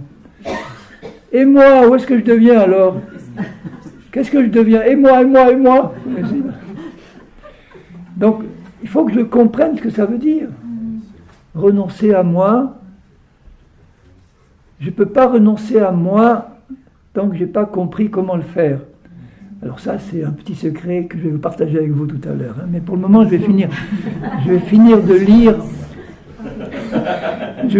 lire 2 Corinthiens 10.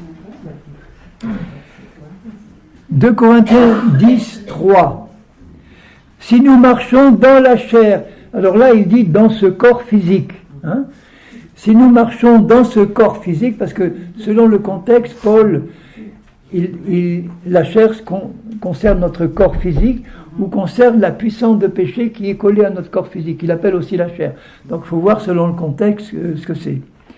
Si nous marchons dans notre corps physique, nous ne combattons pas selon la chair, ça veut dire selon la puissance de péché qui est dans ce corps physique-là, selon la chair de péché. Car les armes avec lesquelles nous combattons, voilà, on revient là dans l'autorité du chrétien et les armes qui sont les nôtres.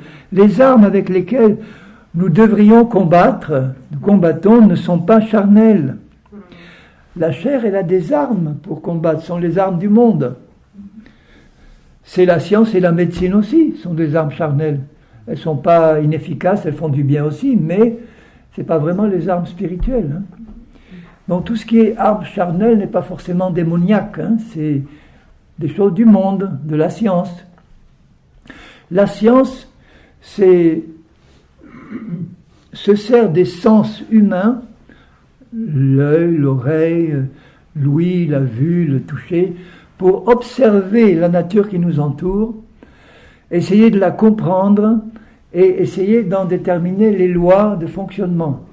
Les lois de la gravitation, les lois de l'électricité, les lois de l'optique, les lois physiques, les lois chimiques. Là, il n'y a rien de démoniaque là-dedans. Ce sont des lois que Dieu a établies dans la nature et que la science découvre. Et les lois de l'électricité, elles existaient de tout temps, hein, du temps des Grecs et des Romains, mais ils ne savaient pas comment la capter. Bien que les Grecs avaient découvert l'électricité. Mais enfin, en tout cas, ce sont des lois scientifiques qui n'ont rien d'occulte. Donc, on en tire des connaissances qui sont le résultat de l'observation humaine. Maintenant, toutes sortes de révélations qui ne viennent pas de l'étude scientifique de la nature qui nous entoure, là, il y a danger. Parce que dans ces révélations-là, il peut y avoir des révélations que Dieu peut donner sur sa création, et il peut y avoir des révélations que Satan donne pour nous introduire dans le domaine spirituel de manière illégale, interdite. Le domaine spirituel est interdit aux hommes, sauf par Christ. Amen. C'est lui seul qui nous introduit dans le spirituel de Dieu. Le spirituel de Satan, il est là aussi, hein. L'occultisme, la divination et tout ça. Bon, c'est pour ça que Satan essaye de nous introduire dans des révélations qui n'ont rien de scientifique. On parlait hier, par exemple, de la réflexologie, ou de l'acupuncture, ou de l'homéopathie. Ce ne sont pas des révélations scientifiques, ce sont des révélations qui ont été reçues par des hommes qui n'étaient pas du tout des chrétiens, qui ont découvert des choses qui existent sur le plan spirituel, mais que Dieu interdit d'entrer dedans. Amen.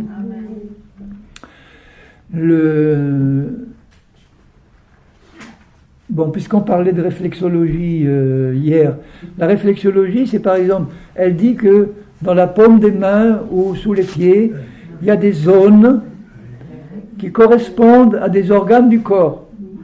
Par exemple, vous touchez tel organe-là, vous entrez en communication avec le cœur ou l'intestin. Et si vous massez ou si vous appuyez, vous améliorez l'état de l'organe. Bon, il n'y a rien de scientifique là-dedans, hein. Ce n'est pas des observations scientifiques. On a fait des études pour essayer de prouver que ça correspondait. Bon, on a juste trouvé que ça pouvait améliorer le sommeil et la relaxation, des choses comme ça. Mais ce n'est pas scientifique. Donc, ça dépend d'une révélation qui ne vient pas de l'observation scientifique, mais qui a été reçue un jour par quelqu'un d'une manière occulte, une manière qui vient pas de Dieu. Et qui est présenté de telle manière que ça peut donner l'impression que ça fait du bien. Parce que Satan est un rusé dans ce domaine.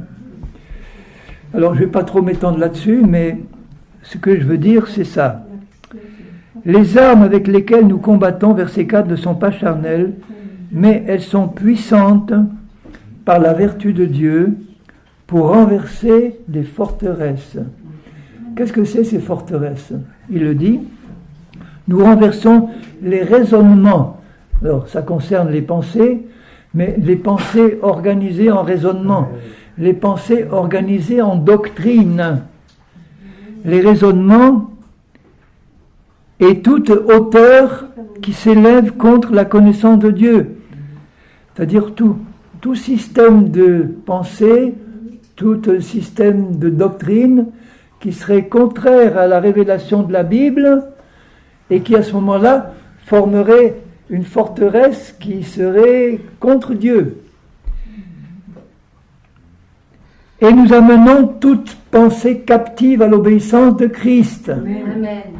Ça veut dire que le Seigneur veut travailler par son esprit et sa parole pour nous montrer qu'il y a dans nos pensées des raisonnements que le diable a réussi à introduire, des doctrines, en nous trompant, en nous faisant croire que ces forteresses étaient bonnes et qu'on pourrait se réfugier là-dedans.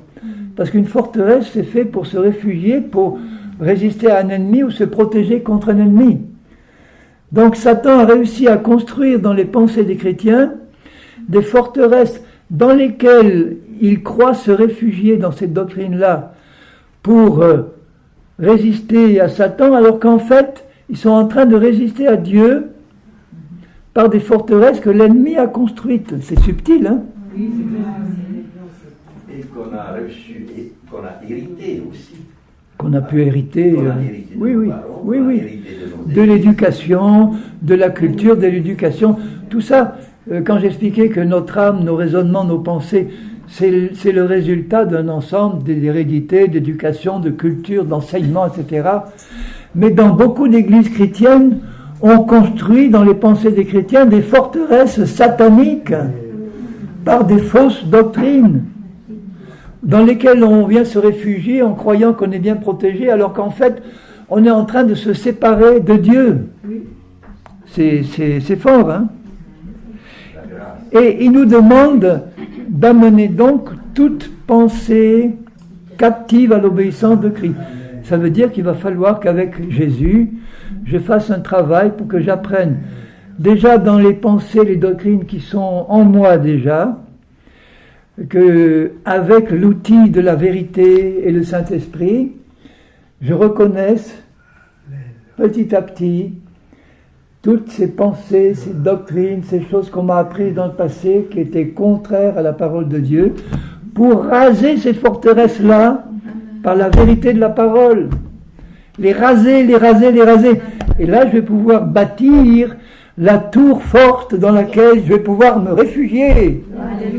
L'Éternel est une tour forte, son nom est une tour forte, sa parole est une tour forte, là, une vraie forteresse dans laquelle je viens me réfugier. Et là, le combat contre Satan, il n'est pas le même. Parce que lui, il se frotte les mains s'il voit que je viens me réfugier dans une forteresse que lui a construite, dans laquelle je vais venir me réfugier pour me protéger de Satan alors que je suis en train de me séparer de Dieu. Quelle subtilité cet ennemi-là, hein? Heureusement que nous avons le Saint-Esprit pour nous ouvrir les yeux. Mais il faut suivre ce que le Saint-Esprit nous demande de faire. Tu vas t'atteler à un travail qui va durer toute ta vie, mais tu as Jésus avec toi et il va doser l'effort, ça ne va pas être le surmenage. Bon. Il va t'apprendre à amener toute pensée, toute doctrine captive à l'obéissance de Christ. Ça veut dire qu'au moment où il te montre que telle pensée ou telle doctrine n'est pas en accord avec la parole de Dieu parce que tu as grandi dans la connaissance de la parole, là tu la repères, tu la captes, tu l'amènes et tu dis, toi maintenant tu vas obéir à Christ, c'est-à-dire au lieu d'être un mensonge, tu vas devenir une vérité. Enfin, c'est moi qui décide d'éliminer le mensonge pour la remplacer, ce qui fait que voilà, maintenant j'ai une pensée nouvelle, cette fois qui est captive à l'obéissance de Christ, qui obéit à la parole de Dieu. Mais je dois faire la même chose pour mes émotions.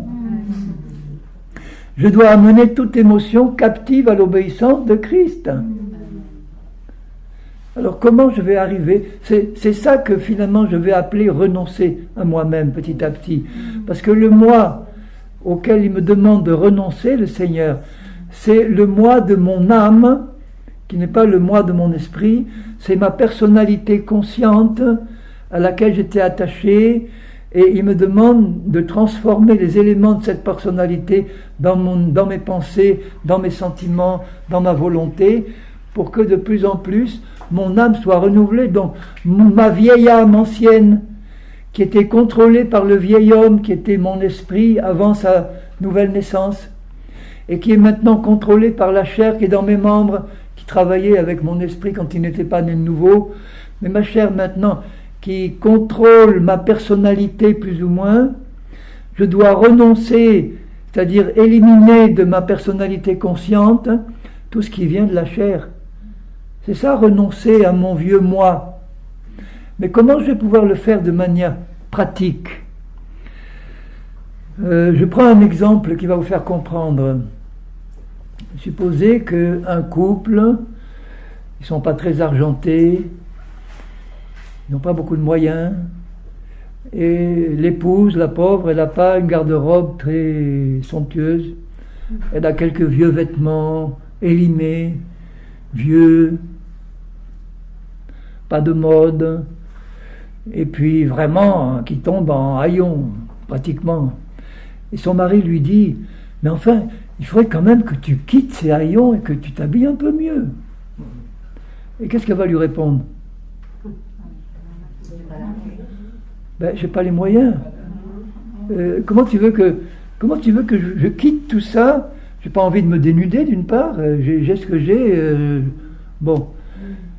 Donc, ça sert à rien de lui dire renonce à ces vieux vêtements si j'ai rien à lui présenter en échange. Comprenez ? C'est pour ça que je ne dois pas dire à un chrétien renonce à toi-même. Il ne va pas savoir ce que ça veut dire et comment agir. Je vais commencer par passer du temps à lui montrer qu'il a une nouvelle garde-robe qui est à sa disposition. Donc dans l'exemple que je prends, supposez qu'il se promène un jour dans les belles rues de Lausanne et puis elle dit un jour à son mari, tu vois, cette robe-là ou ce vêtement ou cet ensemble-là, bon, il n'est pas hors de prix, mais j'aimerais bien l'avoir. Celui-là, il me plairait, tu vois, ça remplacerait bien le vieux truc que j'ai là. Et son mari, alors, comme il aime beaucoup sa femme, il réussit finalement à économiser le prix de cette belle robe et sans rien lui dire, il entre dans le magasin pour dames.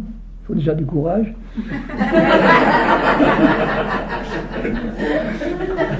Puis, il achète le vêtement que sa femme aurait aimé avoir, il le met dans le placard de sa chambre, et puis il amène sa femme dans sa chambre et il dit, bon, une dernière fois pour toutes, je te dis, débarrasse-toi de cette vieillerie-là.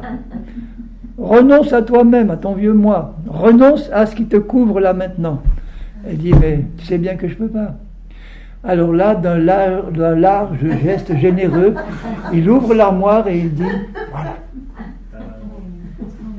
C'est à toi. Oh, juste celle que je voulais avoir. Mon chéri, que tu es merveilleux. Et là, qu'est-ce qu'elle va faire aussitôt ? Parce qu'il y a ça, elle va pouvoir se le mettre. Donc, avant de dire aux chrétiens, renonce à ton vieux moi, meurs à toi-même, etc., je vais leur expliquer qu'ils ont un nouveau moi, qui est le vrai, le seul, le beau. Et au fur et à mesure que j'enseigne les chrétiens sur ce qu'ils sont dans leur esprit régénéré, qui n'a rien à voir avec la guenille qu'ils ont dans la personnalité consciente actuelle, je leur explique ce qu'ils sont en Christ, ce que la parole de Dieu dit, qui sont dans leur nouvelle nature.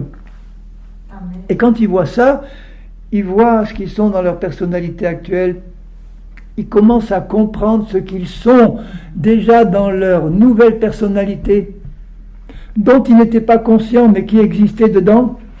Et une fois qu'ils en sont conscients, ils disent, ah, il n'y a pas photo là. Au vite, maintenant je désire me débarrasser au plus vite des vieilleries dans lesquelles je me trouvais bien avant. Et là, le plus vite possible, je vais désirer me revêtir de ce que je découvre là maintenant, qui m'appartient, qui est à moi, qui est dans le placard là depuis longtemps, mais je ne le savais pas.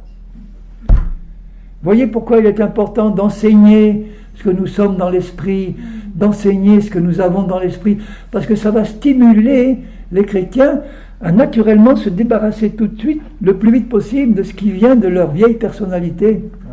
Amen. Et ils vont le faire de bon cœur et vite fait. C'est comme si on vous avait habitué à ne manger que une glace ordinaire pourrie, enfin une bon marché, et puis qu'on vous offre un jour, alors la glace suprême, faite par le meilleur pâtissier de Lausanne, et qu'on vous la présente un jour, vous goûtez, vous dites, ah bon, ben la première, ça ne m'intéresse plus. Hein. Maintenant, je sais ce qui est bon et je vais me nourrir de ce qui est bon. Surtout que ça ne coûte rien, c'est Jésus qui a payé pour moi. Il a payé pour moi, ma nouvelle personne, etc. Alors, Seigneur, montre-nous maintenant par quoi je pourrais terminer. Alors, attendez. Est-ce que c'est clair ce que je vous ai expliqué? Vous l'avez bien compris? Donc, oui, je vais terminer par ça. Nous devons... Quelques exemples de ces quelques châteaux qui existent, style Grasse et compagnie.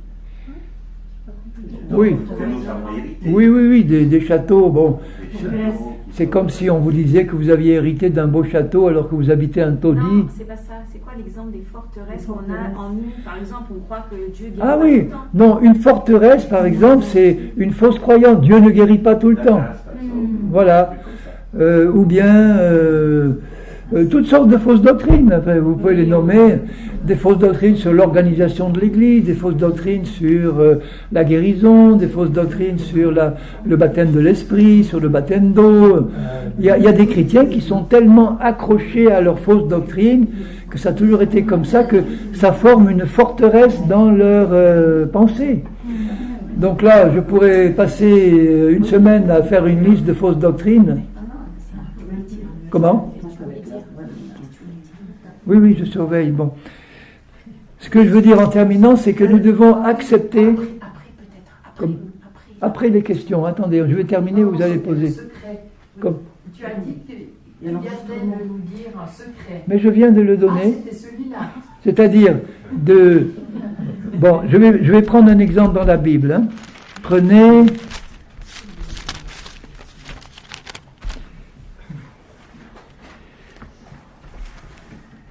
Prenez Éphésiens 4, à partir du verset 17, Éphésiens 4, 17. Le secret, c'est ça. Apprenez à découvrir ce que vous êtes dans le Seigneur et vous allez être capable de vous dépouiller le plus rapidement possible de la vieille personnalité qui était la vôtre dans votre mentalité.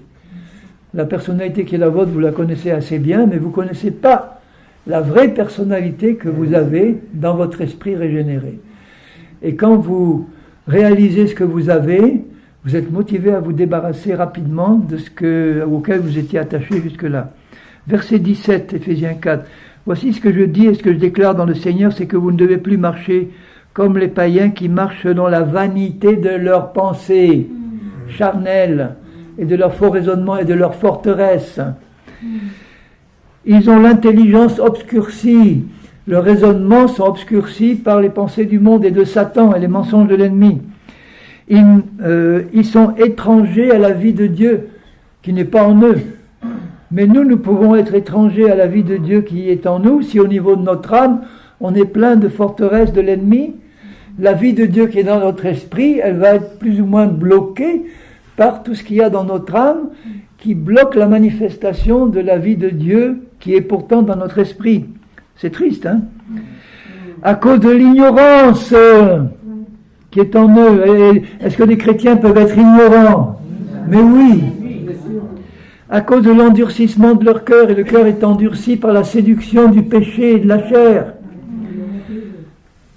Ayant perdu tout sentiment, ils se sont livrés à la dissolution pour commettre toute espèce d'impureté jointe à la cupidité. Mais ça peut arriver à des chrétiens nés de nouveau, ça. Bien sûr. Mais vous, ce n'est pas ainsi que vous avez appris Christ. Mon âme a besoin d'apprendre qui est Christ, qu'est-ce qu'il est, qu'est-ce qu'il a fait pour moi, qu'est-ce qu'il a fait de moi dans ma nouvelle nature. Tout ce qui concerne son ministère, ce qu'il a fait à la croix, ce qu'il est maintenant dans le ciel, ce que nous sommes en lui. Tout ça, c'est apprendre Christ, qu'il est vraiment. Et si, du moins, vous l'avez entendu, et si, conformément à la vérité qui est en Jésus et dans sa parole. C'est en lui que vous avez été instruits. On a besoin de recevoir une instruction. Laquelle? Sur 3 points de base très simples. Vous avez besoin d'être instruit. Donc moi, instructeur, j'ai besoin d'expliquer ça aux brebis. Et n'importe quel conducteur devrait pouvoir le faire. Et nous, entre nous, on devrait pouvoir avoir compris ça et nous l'expliquer les uns les autres. À voir. C'est en lui que vous avez été instruits à vous dépouiller, en ce qui concerne ou eu égard à votre vie passée, du vieil homme qui se corrompt par les convoitises trompeuses. Mais le vieil homme, il est mort et enterré, puisque le vieil homme, il a été crucifié en Christ. C'est mon esprit qui n'était pas régénéré, le vieil homme. Il est mort et enterré en Christ. Mais pendant tout le temps où il m'a occupé, il a construit dans mon âme des forteresses. Il a construit des habitudes. Donc le vieil homme, il est mort, mais dans ce qu'il laisse dans mon âme continue à le faire vivre dans tout ce qu'il a construit là-dedans. Donc quand il dit dépouillez-vous du vieil homme, ça ne veut pas dire naissez de nouveau, ça veut dire prenez maintenant dans votre âme, faites un travail de purification de vos pensées, de vos sentiments, de vos émotions qui avaient été hérités du vieil homme ou depuis Adam et Ève, par toute la suite de vieux hommes et de vieilles femmes, enfin d'esprits non régénérés qui nous ont façonnés. Eh bien, vous devez apprendre à vous dépouiller de tout ça. Tout à l'heure, je vous dépouillais des oripeaux. Il faut apprendre à se dépouiller de ça, mais on ne peut pas s'en dépouiller tant qu'on n'a pas compris qui on est en Christ. À être renouvelé dans l'esprit de votre intelligence. Il ne dit pas à être renouvelé dans votre intelligence, dans l'esprit de votre intelligence. C'est-à-dire, quel est l'esprit qui contrôle votre intelligence? Il doit être renouvelé, celui-là. L'esprit qui contrôlait mon intelligence avant, c'était Satan ou la chair. Maintenant, je dois débrancher mon intelligence de cette prise-là, qui est une mauvaise source d'énergie, et je dois rebrancher mon intelligence sur un nouvel esprit, qui est l'esprit de Dieu, et mon esprit régénéré. Amen, amen, amen. Et à revêtir, encore la notion de revêtir. Donc quand il dit dépouillez-vous du vieil homme, ça revient à dire renoncez à votre vieux vous-même. Renoncez à celui-là, dépouillez-vous de tout ce qu'il a pu laisser en vous. Et revêtez-vous, ça veut dire réalisez que l'homme nouveau, il est dans le placard, à l'intérieur. Ouvrez le placard et laissez sortir ce que vous êtes dedans. Comment? Par la foi. Amen. Croyez que vous êtes ce que Dieu dit que vous êtes dans l'esprit. Et en le croyant, c'est comme si vous le faisiez c'est comme si le faisiez sortir de son placard pour qu'il se manifeste. Tout par la foi. C'est pour ça que je vous exhorte à méditer beaucoup les épîtres de Paul, l'épître aux Romains, l'épître aux Éphésiens, l'épître aux Philippiens, aux Galates et aux Colossiens, et les autres aussi, hein. Mais surtout Paul, parce que c'est lui qui a la révélation de la marche par l'esprit. Amen. Et c'est lui qui... Toute la parole de Dieu est à méditer pour ça, mais particulièrement Paul. Et dans le combat que nous avons à mener, nous pourrons exercer notre autorité spirituelle de mieux en mieux à mesure que nous serons de moins en moins charnels et de plus en plus spirituels. Alors, je vais en rester là pour ce matin. Est-ce qu'il y a une question ou deux? Je me suis efforcé d'être suffisamment clair pour qu'il n'y ait pas de questions. Donc, en fait, on a l'autorité contre les démons et contre la chair. Oui, on a autorité contre la chair et les démons, mais pas de la même manière. Contre les démons, notre autorité consiste à résister et à les chasser.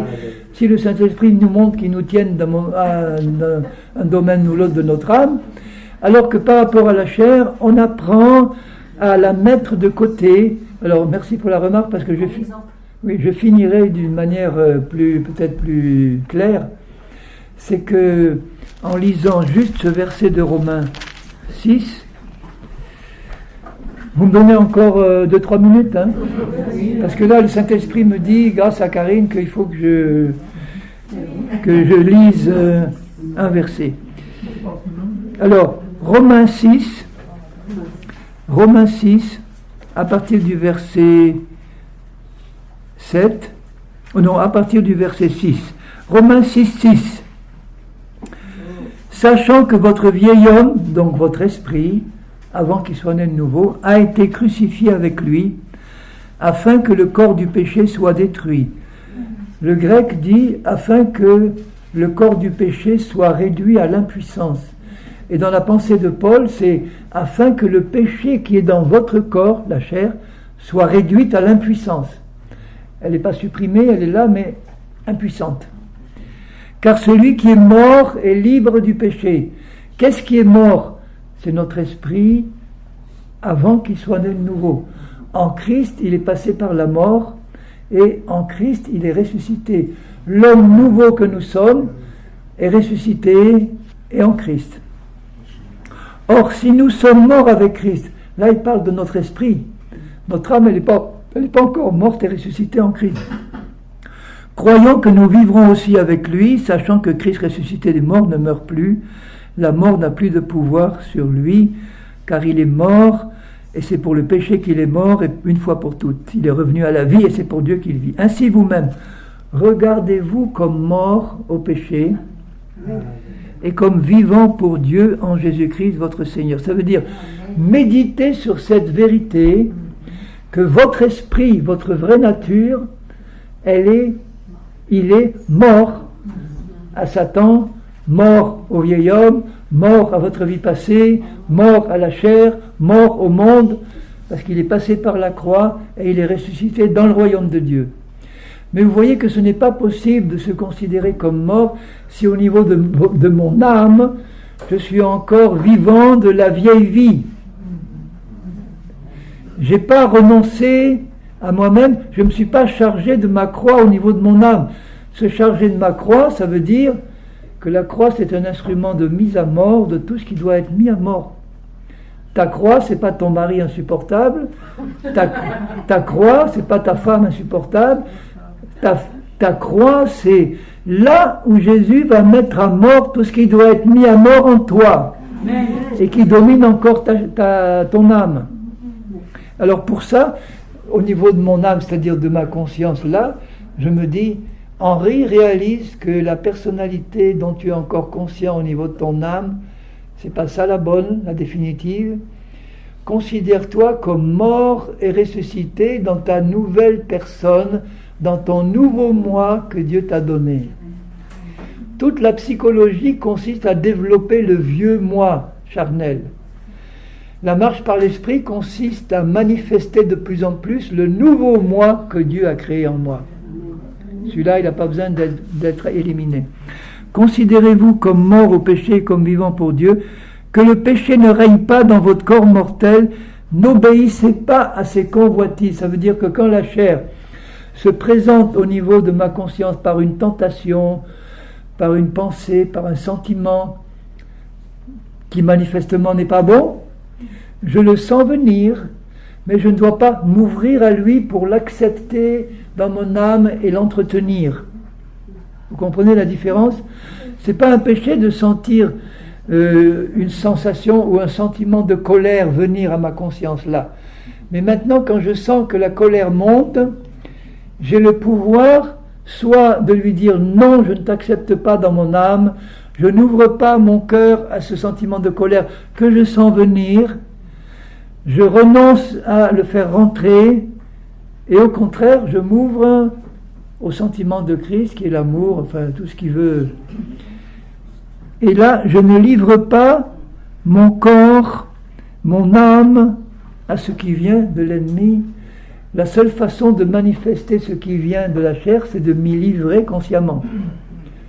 Ou quand j'ai pas pris l'habitude de démarrer au quart de tour, quand j'ai envie de me mettre en colère, il faut que j'apprenne à prendre un peu de recul au niveau de mon âme pour sentir venir ce qui vient de Satan ou de la chair, parce qu'une mauvaise pensée peut me venir de la chair, peut me venir d'un petit démon qui est sur mon épaule là et qui parle à mon oreille pour m'envoyer une pensée qui vient de Satan. C'est aussi possible. Le résultat est le même. Je sens venir une pensée qui n'est pas bonne parce que je connais la vérité. Maintenant, j'ai le pouvoir de ne pas la laisser rentrer dans mon âme et de la laisser dehors. Et ça nécessite un entraînement quotidien. Quotidien. Il faut que j'accepte cet entraînement-là. Bon, il est moins 10, je voulais rajouter ça. Est-ce que ça vous a éclairé un peu plus? Oui. Là, je suis en train de dire chez moi.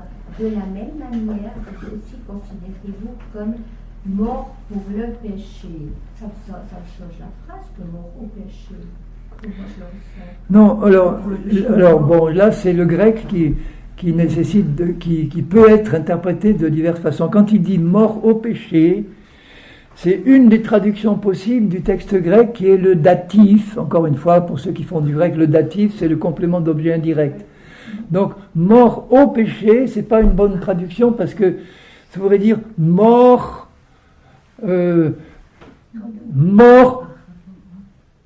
en se donnant au péché. Voilà, c'est mort au péché, mais mort pour le péché. Mort pour le péché. Et c'est pas une bonne traduction. C'est mort au péché. C'est mort à cause du péché. C'est une traduction du comment? Et à l'égard du péché.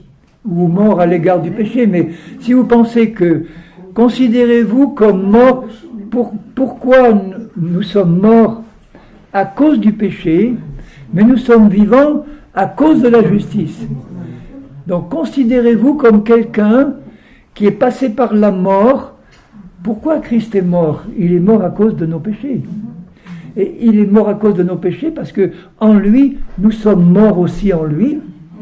Et nous devons considérer donc tout ce qui vient du péché comme quelque chose d'extérieur maintenant à ma vie en Christ. Ce qui fait que, en fait, c'est la notion qu'il faut bien comprendre, que en Christ, nous sommes passés par une mort qui nous a mis à mort par rapport au péché.